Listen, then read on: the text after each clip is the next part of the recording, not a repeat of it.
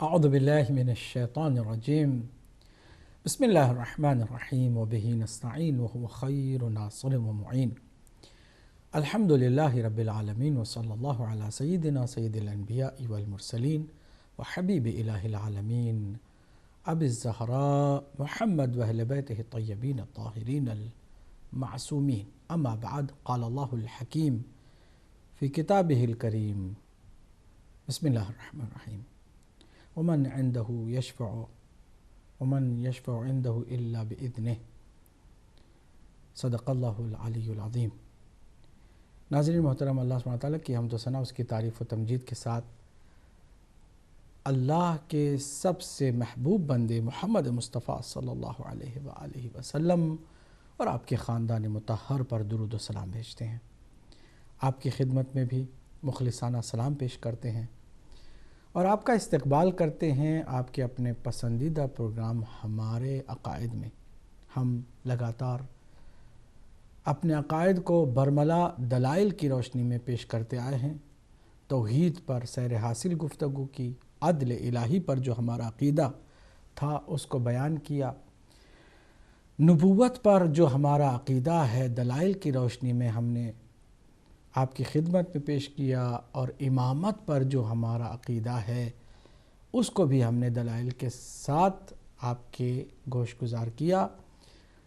قیامت پر بھی ہمارا عقیدہ ہے. روز آخرت کے عقیدے کو ہم نے مختلف مراحل میں آپ کی خدمت میں پیش کیا، اور قیامت کے دن کے جو حالات ہیں ان حالات میں ایک عقیدہ شفاعت سے متعلق بھی ہے.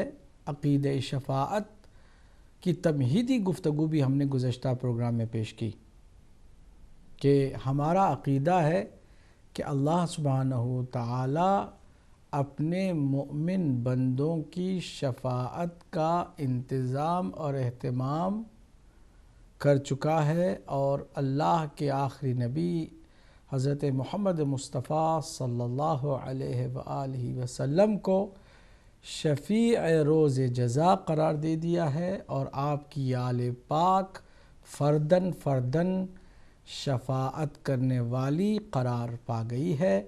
ہمارا عقیدہ ہے کہ مؤمنین کے جو گناہ اور خطا کے ساتھ روز محشر محشور ہونے والے ہیں وہ اپنے پاکیزہ عقائد اور محبت رسول اور آل رسول کی بنا پر شفاعت کے حقدار ہوں گے. آپ نے لفظ شفاعت کو بارہا سنا ہوگا، اور یہ صرف اسلامی عقیدہ نہیں ہے بلکہ اس سے پہلے جتنے بھی آسمانی کتابوں کے ماننے والے رہے ہیں ان کے یہاں بھی شفاعت کا عقیدہ بہرحال مسلم رہا ہے. خود لفظ شفاعت کیا ہے، اور شفیع کسے کہتے ہیں، مشفع کسے کہتے ہیں، شفاعت کرنے والے کون ہیں، شفاعت پانے والے کون ہیں، اور شفاعت کن شرائط کی بنیاد پر کی جاتی ہے، اور شفاعت کے فائدے کیا ہیں، ان تمام چیزوں پر انشاءاللہ ہم گفتگو کریں گے. اور ہم نے گزشتہ پروگرام میں بتایا تھا کہ تقریباً آج سے 14 سال پہلے ہم نے ایک کتاب لکھی تھی جس کا نام شفاعت رہا ہے، اور انشاءاللہ اس کو مزید ہم مکمل کر کے ایک بار پھر اس کو آپ کی خدمت میں پیش کرنے کی سعادت حاصل کریں گے. لیکن ہمارے عقائد کے اس پروگرام میں عقیدہ شفاعت کو مزید واضح کرنے کے لیے آج چند اہم اور ضروری باتوں کو آپ کے حوالے کرنے جا رہے ہیں. امید ہے کہ آپ پوری توجہ سے حقیر کی معروضات کو سماعت فرمائیں گے.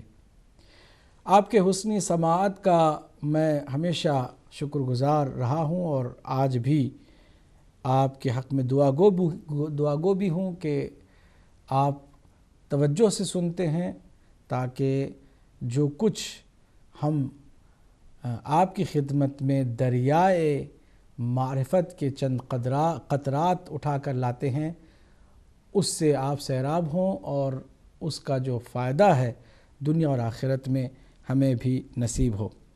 ناظرین، شفاعت کا لفظ بھی بہت مشہور و معروف ہے، اور گزشتہ اسلام سے پہلے بھی جو آسمانی صحیفے آئے اور ان صحیفوں کے ماننے والوں کے ذہنوں میں بھی شفاعت کا تصور بہرحال رہا ہے۔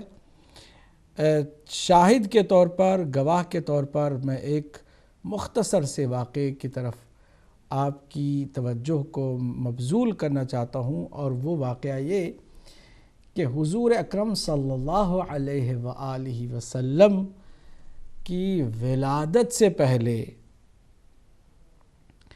چند کتابوں کا مطالعہ کرنے والے، آسمانی صحائف کا مطالعہ کرنے والے لوگ تھے کہ جو تمنا رکھتے تھے کہ حضور کا دیدار انہیں نصیب ہو اور ان کی امت کا حصہ وہ قرار پائیں۔ تمنا لے کر بہت سارے اس دنیا سے گزر بھی گئے، لیکن ایک واقعہ، ایک شخص جس کا نام ہے تبع ایک شخص کا نام ہے، جو رہتا تو مکہ ہی میں تھا، لیکن ولادت باسعادت خاتم الانبیاء امام المرسلین حضرت محمد مصطفیٰ صلی اللہ علیہ وآلہ وسلم سے پہلے اس نے جو کتابوں کے مطالعے سے ایمان پیدا کر لیا تھا، چونکہ خود بوڑھا ہو گیا تھا، اس نے ایک خطاب کر کے رسول اللہ صلی اللہ علیہ وآلہ وسلم کو اس نے لکھا۔ اندازہ لگائیں کہ ایمان والے اگر ہوں تو پیغمبر کی ولادت سے پہلے کس طرح عاشق اور محب ہوتے ہیں اور اپنے ایمان کا، عقیدے کا اظہار کرتے ہیں، اور پھر جو آج کے زمانے میں مسلمان ہیں ان کی بھی یہی حالت ہے کہ نہ دیکھا ہے، نہ معجزات کو اپنی آنکھوں سے دیکھا ہے، نہ کانوں سے پیغمبر اسلام صلی اللہ علیہ وآلہ وسلم کی وہ نورانی آواز، وہ عرفانی صدا کو سنا ہے، لیکن بہرحال عقیدے اور عشق میں بہت زیادہ آگے نظر آتے ہیں۔ تو حضور کی میلاد سے پہلے کی بات ہے کہ یہ تبع نام کا شخص کہ جو قبیلہ بنی حمیر سے متعلق ہے، اس نے خط لکھا کہ اے وہ عظیم پیغمبر جو تمام پیغمبروں کا سردار ہے، اگر زندگی نے وفا کی تو میں ضرور تجھ پر ایمان لاؤں گا اور تیرا کلمہ پڑھ کے اس دنیا سے جاؤں گا، اور اگر موت آ گئی، زندگی نے وفا نہ کی، تو اس خط کو لکھ کر چھوڑ کے جا رہا ہوں کہ تو مجھے آخرت میں ضرور اپنی شفاعت سے بہرمند فرما، تو مجھے اپنی شفاعت سے محروم نہ فرما۔ اس نے اس خط کے جملے کو جو اس نے لکھا، میں چاہتا ہوں کہ لفظ بلفظ وہی آپ کی خدمت میں پیش کر دوں۔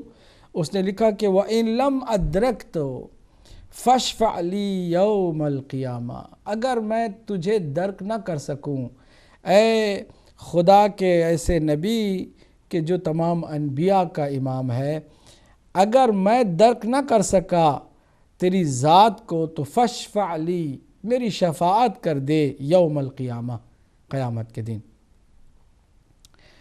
بہرحال جب اس خط کو حضور اکرم صلی اللہ علیہ وآلہ وسلم کی خدمت میں پیش کیا تو حضور نے اس خط کو چوما اور فرمایا مرحبا بکم، مرحبا بکم یا تبع، اے تبع تم پر آفرین ہو، تم مبارکبادی کے مستحق ہو۔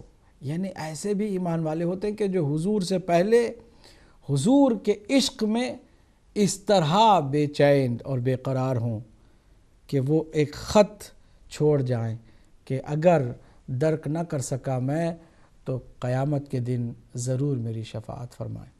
تو شفاعت کا تصور بہرحال پہلے بھی تھا اور حضور کے زمانے میں بھی تھا، حضور کے بعد بھی تھا، اور آج تک یہ ایک مسلم عقیدے کے طور پر مسلمانوں کے درمیان موجود ہے۔ شفاعت قرآنی آیات سے بھی ثابت ہے، اگرچہ بعض جو شفاعت کے منکر ہیں انہوں نے کم لطفی کی ہے، کوتاہی کی ہے قرآن مجید کو سمجھنے میں، جہاں اللہ سبحانہ تعالیٰ نے بتوں کی سفارش و شفاعت کا کھلے لفظوں میں انکار کیا ہے، اور ایسے بتوں کی مذمت کی ہے کہ جن کو شفیع گردانا جاتا رہا ہے، اس کو انہوں نے ٹوٹل شفاعت کے خلاف دلیل کے طور پر پیش کیا، جو کہ ان کی دیگر نادانیوں میں مزید اضافے ہی کا سبب بنتا ہے۔ عقل مندی بہرحال کہیں نظر نہیں آتی، کیونکہ قرآن نے واضح طور پر شفاعت کے عقیدے کو پیش کیا ہے۔ چنانچہ آیت الکرسی میں، جس کی تلاوت کا میں نے شرف حاصل کیا، مختصر وَمَن يَشْفَعْ عِندَهُ إِلَّا بِإِذْنِهِ، کون ہے جو اس کی بارگاہ میں شفاعت کر سکے مگر یہ کہ اس کی اجازت سے ہو۔ معلوم ہوا کہ شفاعت ضرور ہے، لیکن وہ شفاعت بِإِذْنِ اللہ ہے، اللہ کی اجازت سے ہے۔ ہر کوئی کسی کی شفاعت نہیں کر سکتا ہے بلکہ اجازت کے ساتھ۔ اس کا مطلب یہ ہے کہ شفاعت کا مفہوم اور وجود موجود ہے، قرآن مجید کی اس آیت سے بھی ثابت ہے۔ بہت ساری اور بھی آیات موجود ہیں۔ میں چاہتا ہوں کہ تھوڑا سا اس عقیدے کی ہماری اپنی جو روش ہے اس کو بھی آپ کی خدمت میں پیش کروں۔ ہمارے یہاں عقیدہ شفاعت کا انکار شیعیت سے دور ہونے کے مترادف ہے۔ چنانچہ امام جعفر صادق علیہ السلام نے فرمایا کہ ہمارے شیعہ کم سے کم 3 چیزوں کے عقیدے کا انکار نہیں کر سکتے ہیں۔ ایک، معراج پر جو عقیدہ ہے اس کا انکار نہیں کر سکتے ہمارے شیعہ۔ دوسرے، جو قبر میں سوال و جواب ہونے والے ہیں اس کا بھی وہ انکار نہیں کرتے، اور تیسرے، شفاعت جو قیامت کے دن ہونے والی ہے ان کا بھی انکار نہیں کرتے۔ یعنی شیعہ ہونے کے لیے یہ بہت ضروری ہے کہ شفاعت کے عقیدے کو سمجھیں بھی اور عقیدے کو اپنائیں بھی۔ کیا ہر کسی کی شفاعت ممکن ہے؟ کیا شفاعت صرف گنہگاروں کے لیے ہے یا پھر نیک لوگوں کے لیے ہے؟ بعض افراد نے، جس میں معتزلہ پیش ہیں، جو کہ اہل سنت کا ایک بہت اہم گروہ رہا ہے، وہ کہتے ہیں کہ نہیں، شفاعت تو ہرگز گنہگاروں کے لیے نہیں ہے۔ کیوں؟ اس لیے کہ اگر گنہگاروں کے لیے شفاعت ہے تو پھر اللہ کی عدالت میں فرق آئے گا۔ عدل کے مقابل میں یہ شفاعت کا عقیدہ نمودار ہو جائے گا، اور اس میں تضاد پایا جاتا ہے۔ وہ کس طرح؟ وہ اس طرح کہ اللہ سبحانہ وتعالیٰ اگر عادل ہے تو اس کی عدل کا تقاضا یہ ہے کہ ہر گنہگار کو اس کے گناہ کی سزا دے۔ شفاعت اگر گنہگاروں کے لیے ہے تو اس کا مطلب یہ ہے کہ گنہگار کو اس کے گناہ کی سزا نہ دی جائے۔ تو یہ ایک وقت میں اگر ہمارا عقیدہ اللہ کے عادل ہونے کا ہے تو اللہ عادل ہے، وہ انصاف کرے گا، گنہگار کے گناہ کی سزا ضرور دے گا۔ شفاعت کا عقیدہ کہتا ہے کہ گنہگار کو گناہ کے سزا سے بچا لیا جائے گا۔ تو اس میں تضاد ہے، 2 میں سے ایک صحیح ہو سکتا ہے۔ اگر اللہ کی عدالت مسلم ہے تو پھر شفاعت کا عقیدہ ہم نہیں مان سکتے۔ البتہ اگر شفاعت کا ذکر ہوا ہے قرآن مجید میں ان آیات کی طرف جو کہ دلائل کے طور پر پیش کی جاتی ہیں، عقیدہ شفاعت ہے، تو پھر اس سے یہ ثابت ہوتا ہے کہ وہ گنہگاروں کے لیے نہیں ہے بلکہ نیک لوگوں کی نیکی میں اور ان کے ثواب میں اضافے کے لیے ہے۔ دوسرے لفظوں میں معتزلہ یہ کہتے ہیں کہ شفاعت گناہگار کو گناہ کے عذاب سے نہیں بچا سکتی۔ شفاعت گنہگار کو گناہ کے عذاب سے نہیں بچا سکتی، اس لیے کہ عدل کا تقاضا یہ ہے کہ اس کو ضرور سزا ملے۔ البتہ شفاعت ایسا کر سکتی ہے کہ کوئی نیک انسان ہے، اس کی جو جزا ہے اس میں اللہ سبحانہ وتعالیٰ اپنے رحم و کرم سے اور اپنی مہربانیوں سے اضافہ کر دے۔ ثواب میں اضافے کا سبب ہے شفاعت، گناہ کے عذاب سے بچنے کا سبب نہیں ہے۔ انہوں نے اس بات کو اس طرح معتزلہ نے پیش کیا، جبکہ مسلم متواتر مستند احادیث میں شفاعت کا اصل مقصد ہی یہ ہے کہ گناہگاروں کو گناہ سے نجات دلائی جائے۔ حتیٰ اہل کبائر جو گناہان کبیرہ میں بھی مبتلا رہے ہیں ان کے لیے بھی شفاعت ہوتی ہے۔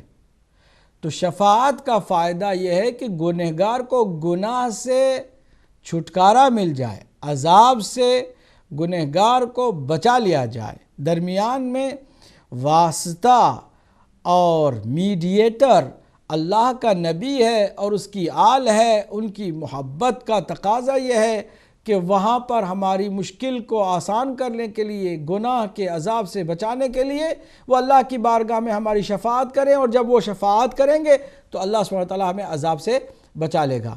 اصل عقیدہ شفاعت تو اس کے لیے ہے۔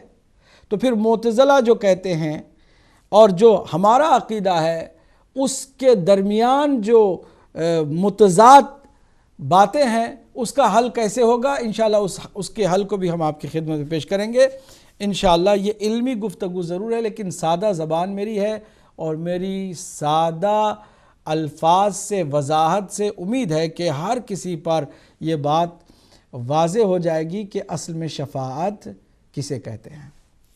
غور سے میری اس بات پر توجہ فرمائیے گا، شاید مشکل ویسے ہی حل ہو جائے۔ دیکھیے، دنیا میں کوئی بھی انسان 100% برا نہیں ہوتا، اور دوسری طرف دنیا میں کوئی بھی انسان سوائے معصومین کے، انبیاء علیہ السلام اور ائمہ معصومین کے، کوئی بھی انسان 100% پرفیکٹ نہیں ہوتا، یعنی 100% گناہ سے کوئی پاک معصوم نہیں ہو سکتا۔ دوسری طرف 100% وہ گنہگار نہیں ہوتا۔ بدترین انسان کی زندگی کا آپ مطالعہ کریں یا اس کی زندگی میں جا کے جھانک کر دیکھیں تو کوئی نہ کوئی نیکی اس سے بھی ہوتی ہے۔ 100% کوئی بھی برا نہیں، اور 100% کوئی پرفیکٹ اور پاک بھی نہیں۔ جنت میں کوئی برا نہیں جا سکتا، کوئی برائی نہیں جا سکتی۔ جہنم میں کوئی بھی نیکی نہیں جا سکتی۔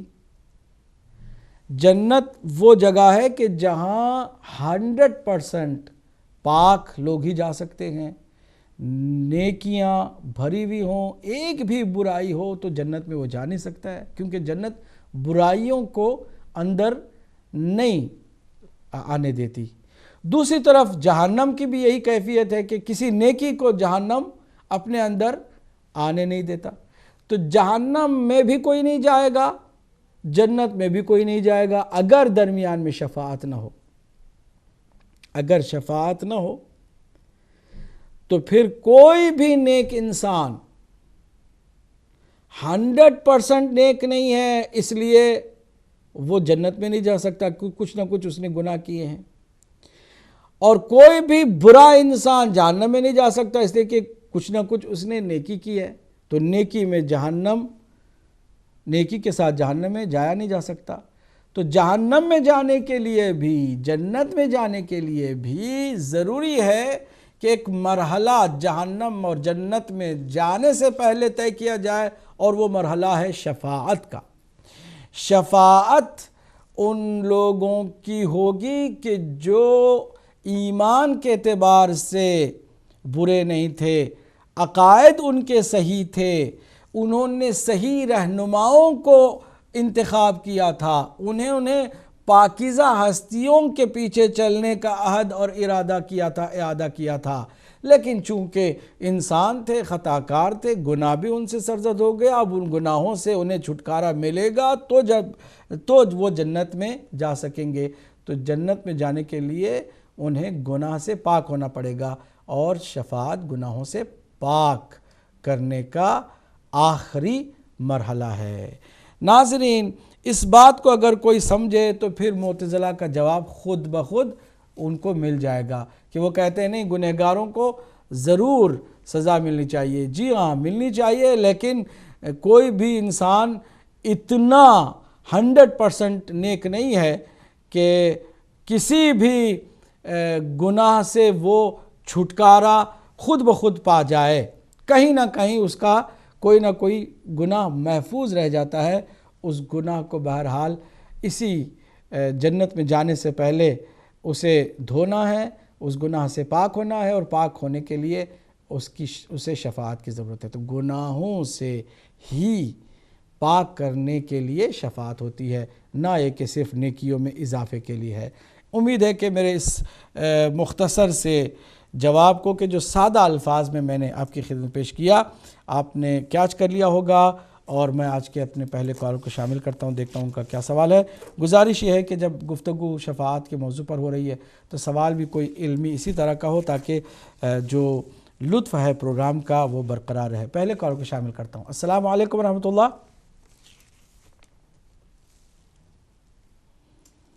جی چلیے، کالز کے ہم منتظر ہیں، اور لائن جو ہے نا کھول دی گئی ہیں، اور ٹیلی فون نمبر بھی اسکرین پر آ گیا ہے۔ اگر کوئی کالر ہیں تو اس کو ہم ضرور شامل کرتے ہیں۔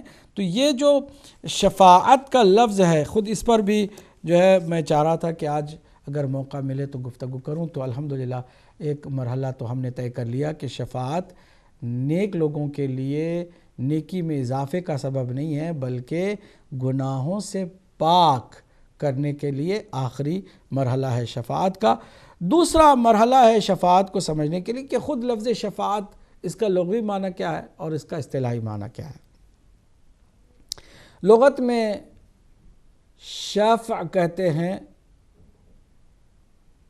جو فرد کے مقابل میں ہو۔ ایک ہے فرد، آپ نے اگر پہلے کال کو آج کے پروگرام میں شامل کرتے ہیں۔ السلام علیکم ورحمۃ اللہ۔ وعلیکم السلام ورحمۃ اللہ وبرکاتہ۔ جناب مولانا صاحب، میں محمد شکور لندن سے بول رہا ہوں۔ ماشاء اللہ، فرمائیے محمد یعقوب صاحب۔ جناب کی گفتگو سن رہا ہوں اور اتنا مزہ آ رہا ہے کہ میں آپ کو بتا نہیں سکتا۔ آپ کے خوبصورت چہرے اور آپ کی خوبصورت باتیں، میں شور ہوں پورا کہ سوائے نبی دی اور عمل کے بغیر شفاعت کوئی نہیں کر سکتا۔ یہ ایسے لوگ ہیں جو آدمی کو شفاعت کے ذریعے جنت میں لے کے جا سکیں گے۔ تو آپ کے پروگرام کا میں شکریہ ادا کرتا ہوں، اور آپ کو سلام کرنے کے لیے میں نے ٹیلی فون کیا۔ اسی کے ساتھ میں اجازت چاہتا ہوں، آپ کو اللہ حافظ کہتا ہوں۔ اللہ آپ کو جزائے خیر دے۔ محمد یعقوب صاحب تھے، اللہ ان کو دین و دنیا میں کامیاب فرمائے اور شفاعت کا حقدار بنائے۔ اگلے کال کو شامل کرتے ہیں۔ السلام علیکم ورحمۃ اللہ۔ جی السلام علیکم۔ جی مجھے مولانا صاحب سے بات کرنی ہے۔ جی بالکل، آپ آن ایئر ہیں، اس وقت پوری دنیا آپ کی آواز سن رہی ہے۔ جی مولانا صاحب، مجھ سے آپ سے یہ سوال پوچھنا تھا کہ یہ جو کہتے ہیں کہ جو حرام بچے ہیں، مطلب حرام، وہ جتنی مرضی نیکیاں کریں ان کی شفاعت نہیں ہوگی، تو آپ پلیز مجھے اس بارے میں ذرا تھوڑا سا بتائیں گے۔ مثلا کوئی بچہ ہے اور وہ بعد میں مطلب یہ پیرنٹس کا قصور ہے، بچے کا تو نہیں ہے نا، تو اگر وہ ساری زندگی نیک رہتا ہے اور مطلب سب کچھ ٹھیک کرتا ہے تو شفاعت کے بارے میں آپ کیا کہتے ہیں؟ آپ اپنا نام نہیں بتایا آپ نے۔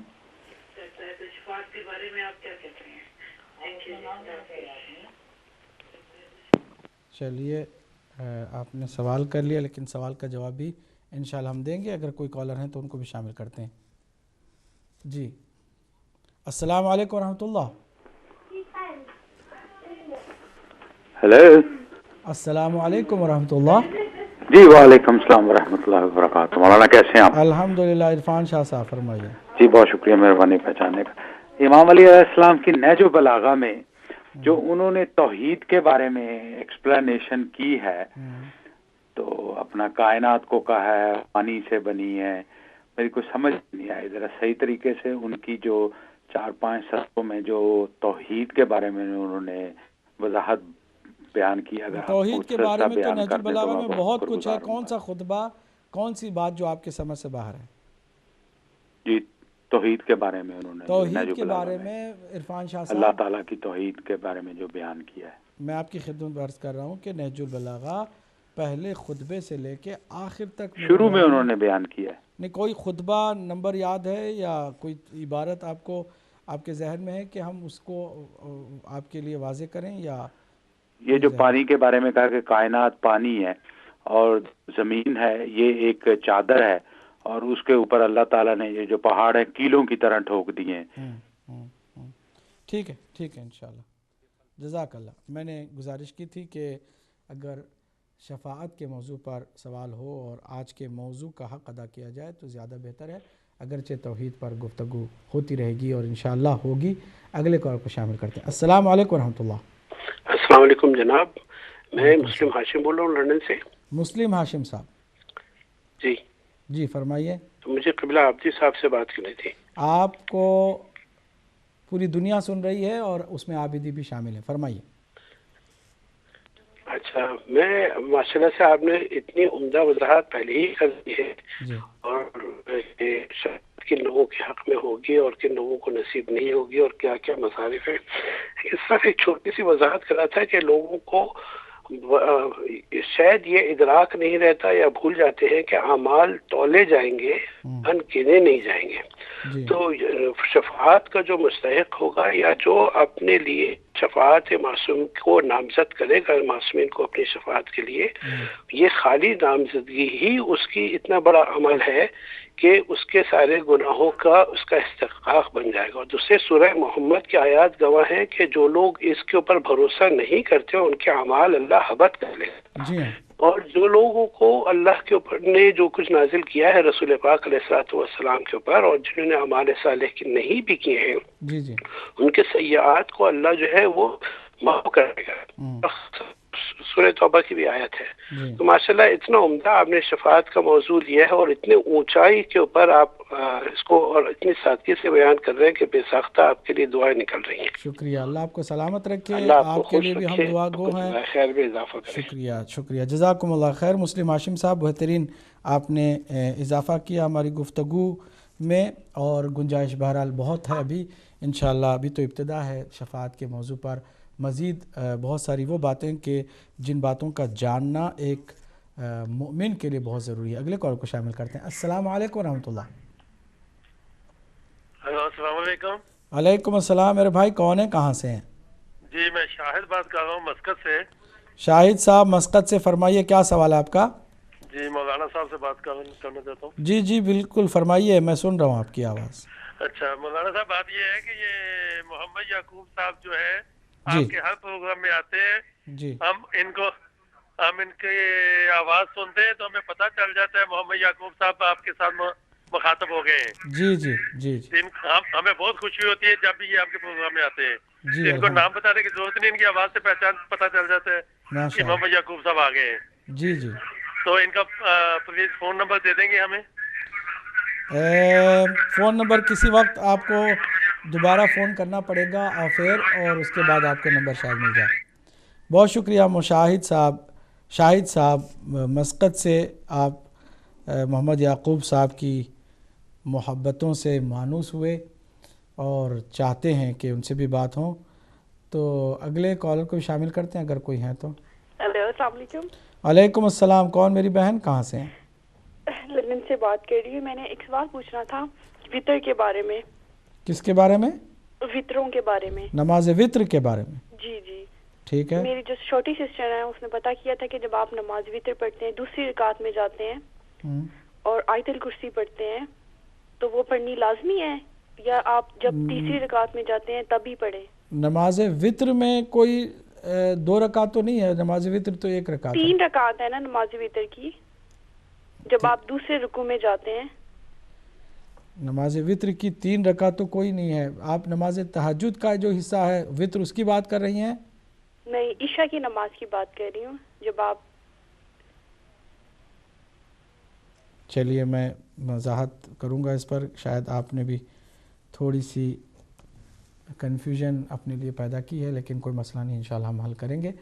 اگلے کالر کو شامل کرتے ہیں. السلام علیکم ورحمۃ اللہ. السلام علیکم ورحمۃ اللہ.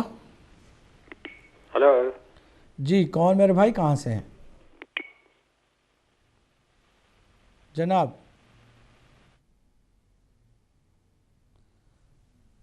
چلیے کال لگتا ہے کہ ڈراپ ہو گئی ہے. مزید 1-2 کالز کی گنجائش بہرحال ہے. السلام علیکم ورحمۃ اللہ.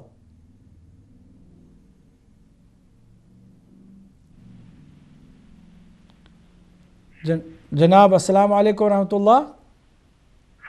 وعلیکم السلام ورحمۃ اللہ وبرکاتہ. یا علی مدد. مولا علی مدد. میرے بھائی کون ہے کہاں سے ہیں؟ میں سید اسرار حسین شاہ لندن سے بول رہا ہوں. اسرار حسین شاہ صاحب فرمائیے. اچھا سر آپ کا ماشاءاللہ پروگرام بہت اچھا جا رہا ہے اور مولا علی علیہ السلام آپ کو خوش رکھے. اور سوال یہ تھا کہ یہ جو آدمی فوت ہو جاتا ہے مر جاتا ہے اور جو ہے نا وہ قبر میں جاتا ہے تو اس کے بعد دوزخ جنت اور دوزخ یہاں سے شروع ہو جاتا ہے یا بعد میں ہوتا ہے؟ اور سارے مین جو سوال ہے وہ ساتھ یہ بھی ہے دوسرا کہ یہ جو سزا ہوتی ہے یہ روح کو ہوتی ہے یا انسان کے جسم کو ہوتی ہے؟ یہ سارا آپ بہت مہربانی ہوگی اس پر بھی روشنی ڈالنا. اور یہ جو گناہ ہیں اتنے بہت زیادہ ہوتے ہیں کہ ان کی شفاعت ہوگی اور کس طریقے سے ہوگی اس کی جو ہے نا ایکسپلین کریں. آپ کی بہت مہربانی ہوگی. بہت شکریہ جزاک اللہ.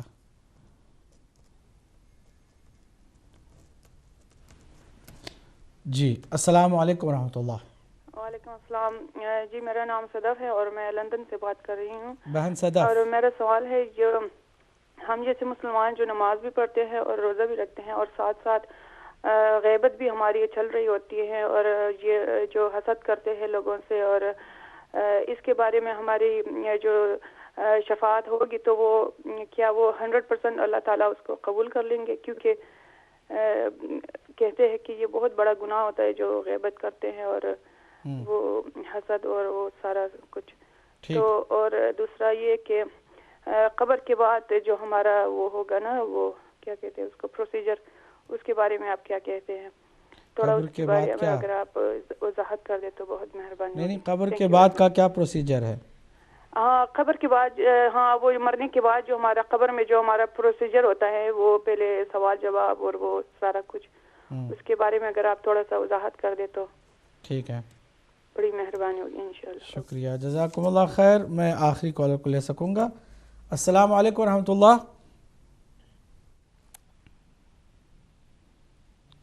السلام علیکم ورحمۃ اللہ. السلام علیکم قبلہ صاحب. سب سے پہلے آپ کی خدمت میں محتبانہ سلام پیش کرتا ہوں اور اس کے بعد میں سکلین عباس بات کر رہا ہوں آئرلینڈ سے. آپ کا میں نے پورا پروگرام تو نہیں دیکھا لیکن جہاں سے پتہ چل رہا ہے آپ شفاعت کے اوپر بات کر رہے تھے.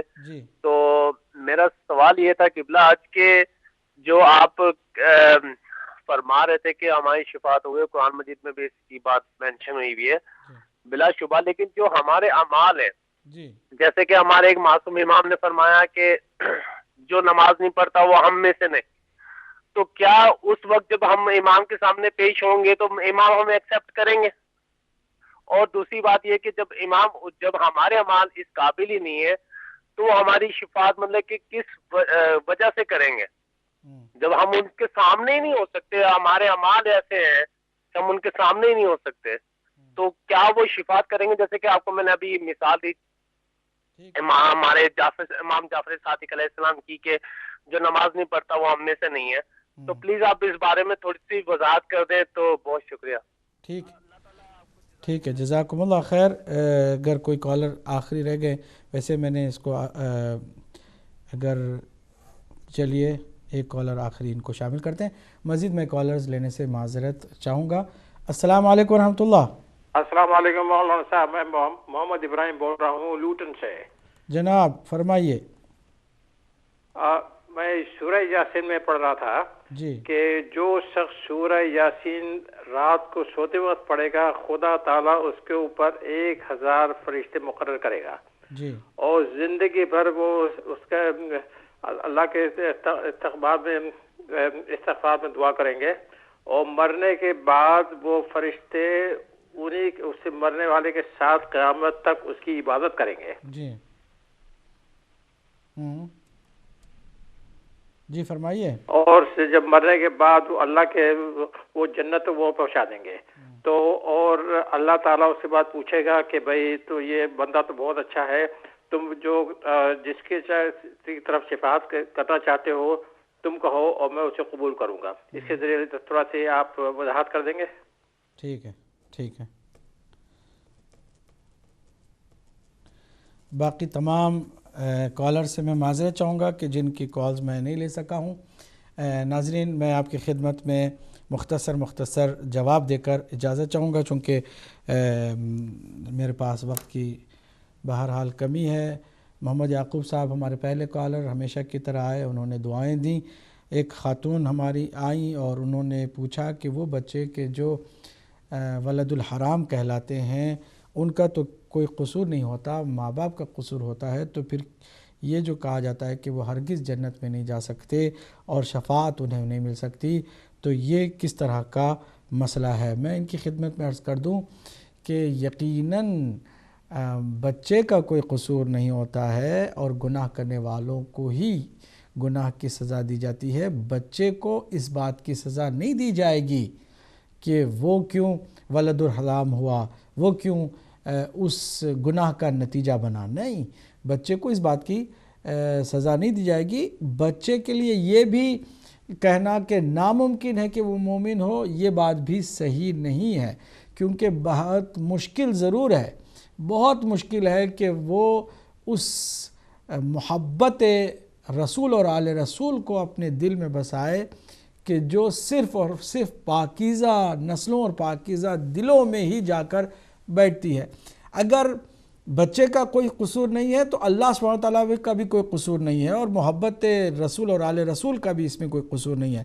اہل بیت اطہار کی محبت جاتی ہی ہے ان دلوں میں کہ جن دلوں کو پاک رکھا گیا ہے. اگر کسی جگہ پر پاکیزگی نہیں ہے, چاہے کسی کا قصور ہو یا نہ ہو, محبت نہیں جا سکتی. اس میں اللہ کا بھی کوئی قصور نہیں ہے. البتہ دروازے 100% بند نہیں کیے گئے ہیں, اس کے لیے مشکل ضرور ہے لیکن امکان اس کے لیے بھی ہے, ورنہ پھر وہ قیامت کے دن باقاعدہ اللہ کی عدالت میں شکایت کر سکتا ہے کہ میرے تو دروازے پہلے سے بند ہو گئے تھے, میں تو کچھ کر ہی نہیں سکتا تھا, تو پھر مجھے جہنم میں ڈالنے کا کوئی مطلب ہی نہیں ہے. مجھے تو پھر جنت میں جانا چاہیے اور جہنم میں نہیں جانا چاہیے. لیکن گنجائش اس کے اندر ہوتی ہے, مشکل ضرور ہے. اب اپنے اختیار سے ہی اگر وہ دشمن اہل بیت بن جائے تو پھر ظاہر سی بات ہے اس کو اس بات کی سزا نہیں ہے کہ وہ کیوں گناہ کا نتیجہ بنا, اس بات کی سزا ہے کہ اس نے اختیاراً دشمنی کو قبول کیا اور محبت کو قبول نہیں کیا. بہرحال یہ ایک ایسا مسئلہ ہے کہ جس پر غور کرنے کی ضرورت ہے. عرفان شاہ صاحب لندن سے سوال کیا کہ نہج البلاغہ میں جو مولا علی نے توحید کے بارے میں اور زمین کے بچھائے جانے اور پانی سے خلقت کے بارے میں جو ارشاد فرمایا ہے, تو میں مزید کیا آپ کی خدمت میں عرض کروں کہ ایک نہج البلاغہ سمندر ہے اور اس سمندر کی تمام گہرائی تک پہنچنا ہمارے بس میں بھی نہیں ہے. مختصر یہ کہ مولا علی علیہ السلام نے ابتدائے نہج البلاغہ سے لے کے انتہائے نہج البلاغہ تک دنیا کے تمام انسانوں کو توحید کی طرف متوجہ کیا ہے, اور یہ بات واضح کر دی ہے کہ جو اللہ کا بندہ علی جیسا ہوتا ہے وہ ذکر خدا کے بغیر نہیں رہتا, اور ادھر اللہ بھی کہتا ہے کہ جب میرے ذکر کو کوئی اس طرح زندہ رکھتا ہے تو میں اس کے ذکر کو قیامت تک کے لیے زندہ رکھوں گا. یہی وجہ ہے کہ دنیا کے گوشے گوشے میں علی علی کا ذکر ہو رہا ہے, کیونکہ اللہ کے ذکر کو علی نے زندہ رکھا اور علی کے ذکر کو اللہ سبحانہ تعالیٰ نے زندہ رکھا اور جاری رکھا. مسلم ہاشم صاحب نے خوبصورت گفتگو کے اعمال تولے نہیں جاتے بلکہ تولے جاتے ہیں, گنے نہیں جاتے, اور شفاعت کے جو صحیح معنوں میں شفعاء ہیں, شفیع ہیں, ان کو اگر انسان مان لیتا ہے اور ان سے عشق کرتا ہے تو ظاہر سی بات ہے وہیں سے وہ اس کا حقدار ہو جاتا ہے. اور جو بغض رکھتا ہے اعمال کے حبط کرنے کی بات قرآن مجید میں حبط اعمال کا ایک بہت بڑا عنوان ہے. اس عنوان پر بہت ساری آیات ہیں کہ جو رسول اللہ کے سامنے اونچا بھی کوئی بولے گا، حضور کو اذیت پہنچانے کے لیے ذرا بھی کوئی ایسی گستاخی کرے گا، اس کے سارے اعمال حبط کر ہو جائیں گے، یعنی باطل ہو جائیں گے، ضائع ہو جائیں گے، ختم ہو جائیں گے. تو نیکیاں کرنا بھی کمال نہیں ہے، نیکیوں کو بچا کے رکھنا بہت بڑا کمال ہے. اور شفاعت کی جہاں تک بات ہے، میں ابھی آؤں گا اس موضوع کی طرف کہ کن لوگوں کی شفاعت قابل قبول ہوگی اللہ کی بارگاہ میں اور کن کے لیے شفاعت قابل قبول ہوگی. یہ ساری باتیں انشاءاللہ ہم آپ کی خدمت میں ضرور پیش کریں گے. نماز وتر کے بارے میں پوچھا. اصل میں نماز وتر کوئی 3 رکعت نہیں، البتہ 8 رکعت جو نماز تہجد ہے، نماز شب جسے کہتے ہیں، اس کے ساتھ 3 رکعت مزید نمازیں ہیں، ان کو ٹوٹل ملا کر کے نماز شب کہا جاتا ہے یا نماز تہجد. 8 رکعت، 2 رکعت جو ہے نماز شفع. یہ جو شفاعت بھی ہے نا، وہی شفع سے ہی، شین فے عین شفع سے ہے، یعنی 2 رکعتی نماز. اور فرد اور وتر جو ہے وہ 1 رکعتی کو کہتے ہیں. وتر نماز ہوتی ہے 1 رکعت ہے. 2 رکعت نماز کے ختم ہونے کے بعد، سلام پھیرنے کے بعد آپ کھڑے ہوں گے تو نماز وتر پڑھتے ہیں. اور نماز وتر میں قنوت ہے، 1 ہی رکعت ہے اور اس کے اندر لمبی قنوت ہے. جتنی آپ دعائیں کرنا چاہتے ہیں، جس طرح کی دعا کرنا چاہتے ہیں اور جس زبان میں دعا کرنا چاہتے ہیں، آپ کو اس کی اجازت ہے. آپ دعا کرتے ہیں، استغفار کرتے ہیں، 40 مومنوں کے حق میں دعا کرتے ہیں اور 70 مرتبہ استغفار کرتے ہیں. پھر اسی طرح رکوع اور سجدہ بھی بجا لاتے ہیں. مزید اگر کوئی اور نماز جس کا نام آپ کے ذہن میں نہیں آ رہا ہے تو میں معذرت چاہوں گا کہ میں خود خود سے کچھ کہنے سے قاصر ہوں. سید اسرار حسین شاہ صاحب لندن سے سوال ان کا پہلا یہ کہ کیا قبر میں جاتے ہی جنت اور جہنم کا سلسلہ شروع ہو جاتا ہے؟ نہیں، اس کی جھلکیاں جو ہے بہرحال قبر میں ضرور ملتی ہیں کہ اگر کسی کے عقیدے صحیح ہوں، سوال جواب عقیدے سے متعلق قبر میں ہوتے ہیں، صحیح جواب وہ دے رہا ہو، عقائد میں کوئی اس کے اندر کمی نہیں رہی ہے، تو بہرحال اسے نوید دی جاتی ہے، آرام کی نیند اسے ملتی ہے. وہ ایسے آرام سے سو جاتا ہے جیسے قبر کے دن جو قیامت کے دن اٹھایا جائے تو چند گھنٹوں کی اس نے نیند حاصل کی تھی.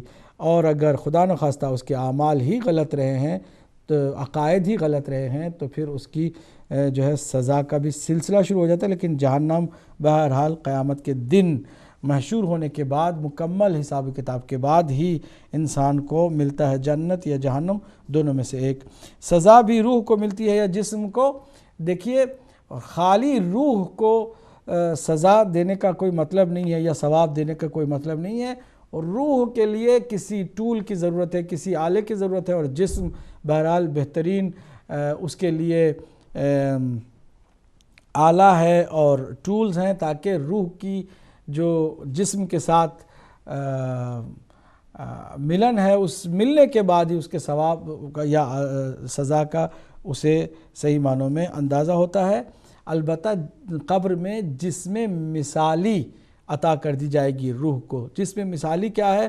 بالکل یوں سمجھیے کہ جب آپ خواب میں دیکھ رہے ہیں کہ آپ جا رہے ہیں، تو جو آپ جا رہے ہیں وہ خالی آپ کی روح نہیں جا رہی، کیونکہ آپ کے اسی جسم، آنکھ، ناک، کان اور آپ کے باڈی اور آپ کی سائز اور آپ کے کپڑے، انہی تمام اپنے حلیے کے ساتھ ہی آپ اسے دیکھ رہے ہیں. تو ایک جسم جو آپ کے بستر پر آپ کا ہے موجود، وہ تو جسم حقیقی ہے، اور ایک جسم جو آپ کی روح کے ساتھ آپ دیکھ رہے ہیں کہ آپ کسی بازار سے گزر رہے ہیں یا کہیں اور کسی کے ساتھ گفتگو کر رہے ہیں، تو وہ جسم جو آپ خواب میں دیکھ رہے ہیں اپنا ہی، اسے جسم مثالی کہتے ہیں.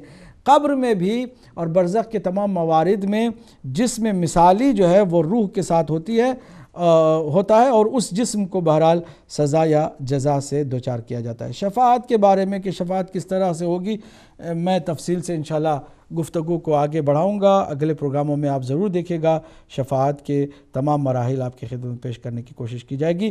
صدف ہماری بہن لندن سے سوال انہوں نے کیا کہ ایک طرف سے نماز روزہ بھی ہے, دوسری طرف سے غیبت, حسد اور برائیاں بھی چل رہی ہیں ساتھ ساتھ, تو شفاعت کیسے ہوگی؟